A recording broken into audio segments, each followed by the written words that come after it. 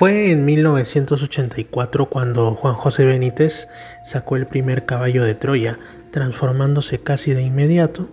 en un bestseller a nivel primero del mundo de habla hispana y posteriormente, cuando empezaron a salir traducciones al portugués, al francés y otros idiomas, en un bestseller mundial. Es una obra que ha acompañado a generaciones enteras, y si bien algunos de los números demoraron años, fueron muy espaciados en salir el uno y el siguiente, pues ya los últimos empezaron a tener una mayor cercanía en el tiempo. Aún así, fue en 2011 cuando salió El Caballo de Troya 9, un libro bastante grande y que para muchos nos causó una gran nostalgia porque se aseguraba que sería el último de los caballos de Troya. Imagínense, toda una vida de 1984 a 2011 siguiendo la saga de estos dos pilotos estadounidenses que viajan a la época de Jesús y supuestamente descubren cosas que habían sido silenciadas por los evangelistas o por las iglesias. Es así como después también salieron otros libros que estaban estrechamente relacionados a Caballo de Troya, pero que según JJ Benítez no formaban parte de la saga. Estos fueron El Día del Relámpago en 2013 y posteriormente El Diario de Eliseo en 2019. Sin embargo, muchos recordábamos que faltaban dos cosas. Una aún falta, que es Rayo Negro, supuestamente otra misión que va hacia el pasado, ya no con Jasón y Eliseo, sino con unos militares estadounidenses, digamos, de mucho más oscuras intenciones si cabe. Y bueno, entonces la otra que faltaba y que muchos no habían quizá recordado era Belén. Belén se trata en realidad de un libro que ha salido ahora en 2022 y que hizo que se reformule la numeración de toda la saga porque se presentó como El Caballo de Troya 12. Entonces muchos dijeron, ¿y de qué me perdí? Y es que ahora se está haciendo unas nuevas tapas y se considera que El Día del Relámpago, como debió haber sido desde el inicio, era El Caballo de Troya 10 y El Diario de Eliseo evidentemente El Caballo de Troya 11, con lo cual pasamos de tener 9 caballos de Troya a tener 12. Lo cierto también es que, bueno, esto corresponde a un número de páginas, en realidad son 287 páginas y vamos a contar también la presentación, el índice y por supuesto la numeración de los libros escritos por JJ Benítez que vienen en la parte final, que fueron originalmente parte, según menciona el autor, del Caballo de Troya 9 Caná, pero como digo, ya era un libro bastante voluminoso, así que era totalmente impráctico además sumarle otras 200 y tantas páginas, por lo cual se sacaron y aparecieron años después. A mí me parece que es un, digamos, juego editorial bastante bueno, porque quedaron muchos puntos por tocar en el Caballo de Troya 9 Caná. Y después de todos estos años, el leer El Caballo de Troya 12 Belén ha sido como rememorar esos tiempos en la primera década del siglo XXI, o para otros ya más veteranos en los 90 o a fines de los 80, cuando se esperaba que llegase el siguiente Caballo de Troya y nos narrase, como digo, las historias de Jasón y Eliseo, en este caso solamente de Jasón. Y bueno, porque cuando leímos El Diario de Eliseo también ya era una narrativa distinta, porque supuestamente fue escrita por el piloto, bueno, el ingeniero Eliseo, y bueno, bastante más duro ese libro, no ha quedado al parecer con tanto cariño como Los Caballos de Troya, donde el narrador es Jasón. Pero ¿de qué trata El Caballo de Troya 12 Belén? Inicia y se desarrolla básicamente siguiendo la huida de Jesús, los apóstoles, acompañados también del perro Sal y por supuesto de Jasón, por distintos lugares de la antigua Palestina, debido a que el Sanedrín había lanzado una orden de caza y captura hacia Jesús. En este contexto es que ocurren una serie de cosas y también Jasón va investigando algunos asuntos como el relacionado a qué ocurrió con aquello de lo que suelen hablar hasta ahora la Biblia y las iglesias, como es el tema de la matanza de los inocentes o sobre todo el tema de la estrella de Belén. Entonces, y por supuesto la visita de los famosos magos o reyes magos de Oriente. Entonces él logra descubrir que estos acontecimientos fueron más reales de lo que muchos quisieran pensar. También hay una mención, digamos, a Gog, un sueño que tiene Jasón y de pronto él ve a estas masas ígneas venidas de la atmósfera sobre el mar Caribe y cómo la gente muere. Pasan 9 años y de pronto regresa Jesús a bordo de una enorme nave, sin duda extraterrestre, y por supuesto con 3 círculos concéntricos azules en la panza de la nave, que ustedes ya saben qué significan los 3 círculos concéntricos. Son obviamente el emblema de Micael de Nevadón. De hecho también se le llama Micael en este caballo de Troya, y eso evidentemente tiene concordancia con el libro de Urantia, ¿no? Todos sabemos que el símbolo del libro de Urantia y de Micael, bueno, es obviamente los 3 círculos concéntricos azules sobre fondo blanco. Así que ahí tenemos una pista bastante interesante. Bueno, más allá de eso, como digo, está el tema de que hay presencia de seres supuestamente extraterrestres en asuntos como el de las estrellas de Belén, incluso digo las estrellas porque se menciona que fueron varias luces las que aparecieron en esas noches sobre Belén y sus cercanías, que se aparecieron unos seres que los aldeanos identificaron como ángeles o como demonios, y además un dato que entronca con cosas que pasan el día de hoy y se relacionan al fenómeno ovni o a la criptozoología, como es la aparición de ganado sin tener sangre en sus venas. ¿A qué les recuerda esto? Obviamente al chupacabras, a las mutilaciones de ganado y todo esto. Bueno, JJ Benítez lo incluye también acá. Y después de esto, pues el tema de que los Reyes Magos o los Magos de Oriente sí existieron, como digo, y por supuesto que se menciona una gran luz que rodeaba a Belén, que sería la famosa estrella de Belén, y que la matanza de los inocentes fue una salvajada hecha por Herodes, que eso sí es cierto, y que esto produjo que en lugares como Belén y una pequeña aldeita cercana llamada Gilo, la gente tuviera bastante recelo, bastante ánimo de venganza, ya no hacia Herodes que murió, sino hacia Jesús, por considerarlo como si fuera el causante de la muerte de muchos de sus vástagos.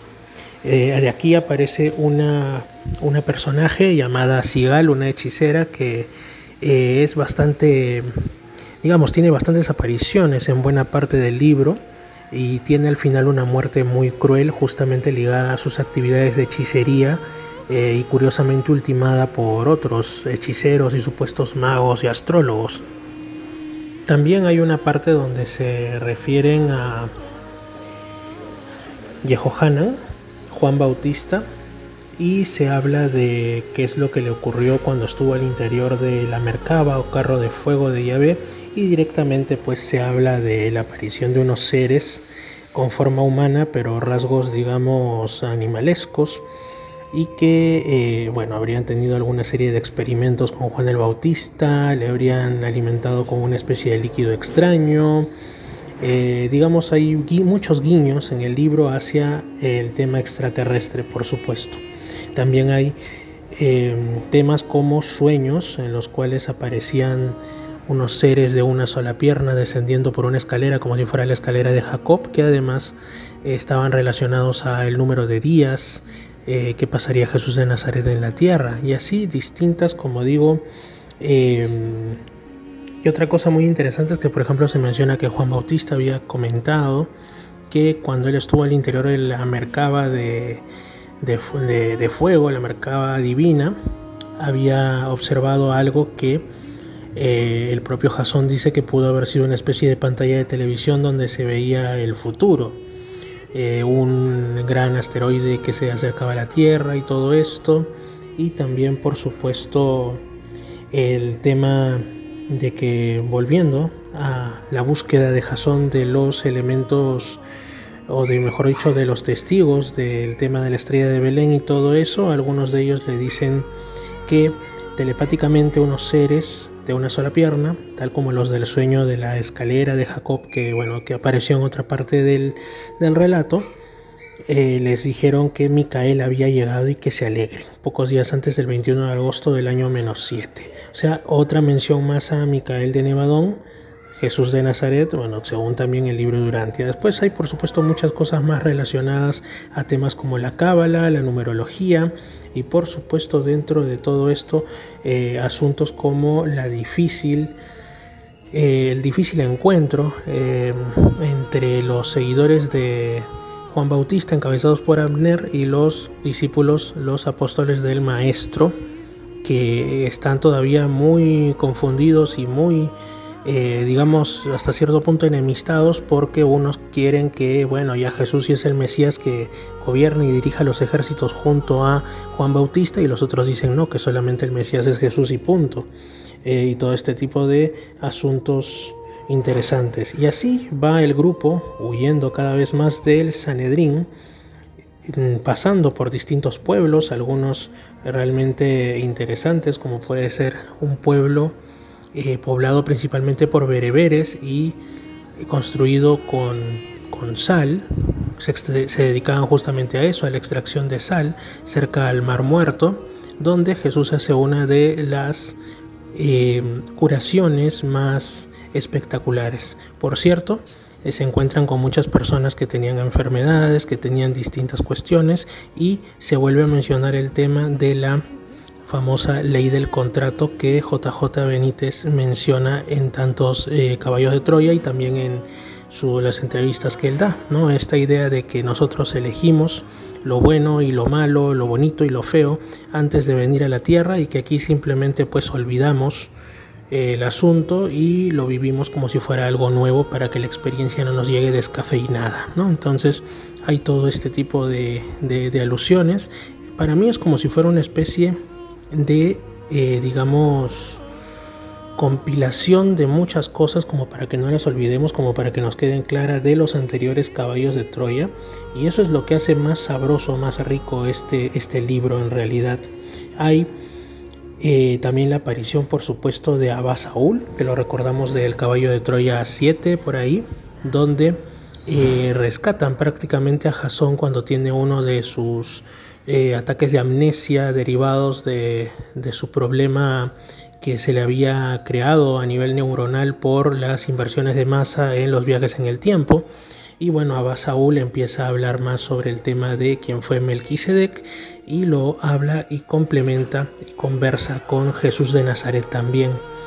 sobre los ángeles rebeldes, la rebelión de Lucifer, y por supuesto quizá una de las partes más interesantes está casi al final, que es cuando Jesús empieza a contar sobre el tema de los primeros seres humanos y sobre Adán y Eva. Menciona que ellos fueron en realidad unos elevadores de